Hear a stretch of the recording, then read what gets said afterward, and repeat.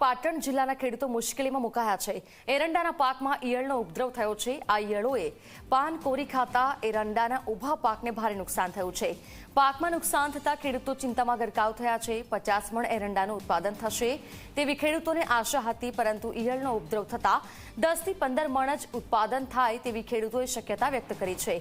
ખેડૂતોએ મોંઘા ભાવની ખેડ, ખાતર અને બિયારણ લાવીને એરંડાનું વાવેતર તો કર્યું, પરંતુ વાદળછાયું વાતાવરણ સાથે ઠાર અને ત્યાર પછી ગરમીનું વાતાવરણ ઊભું થતા પાકમાં રોગ આવ્યો અને ઈયળનો ઉપદ્રવ સતત વધી રહ્યો છે, જેથી ઉત્પાદન પર મોટી અસર વર્તાય છે। ખેડૂતોને આશા હતી કે સારું ઉત્પાદન થશે અને સારી ઉપજ મળશે, પરંતુ ખેડૂતોની આશા પર પાણી ફરી વળ્યું છે।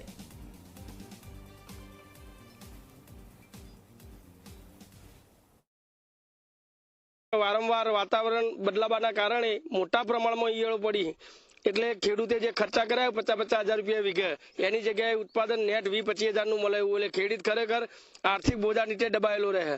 તો સરકારે આ બાબતે વિચારી અને ખેડૂતોને મદદ થાય એ દિશામાં પગલાં ભરવા જોઈએ। એરંડામાં કાતરા અને જીવાત પડવાથી સુકારાનો રોગ લાગુ પડ્યો છે અને ઘોટાથી ઈયળના કારણથી સુકાઈ જાય છે, એમને માળો ઘોટા ઉપર જાળ બંધાઈ જાય છે। વધતા વાતાવરણના કારણથી નુકસાન થાય છે। ઠાર પડવાથી વાતાવરણ વાદળછાયું રહેશે અને યુરિયા ખાતરો અને રાસાયણિક ખાતરો નાખવાથી વધારે નુકસાન થતું હોય એવું લાગે છે।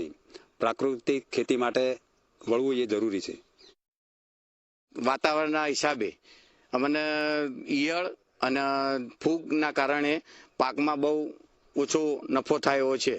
અમારે ધારણા હતી કે પાક બહુ વધારે થશે અને ખર્ચો અમે બહુ વધારે કરી નાખ્યો, 50 હજાર લમસમ કરી નાખ્યો, પણ એટલો ખર્ચો અમને મળશે નહીં।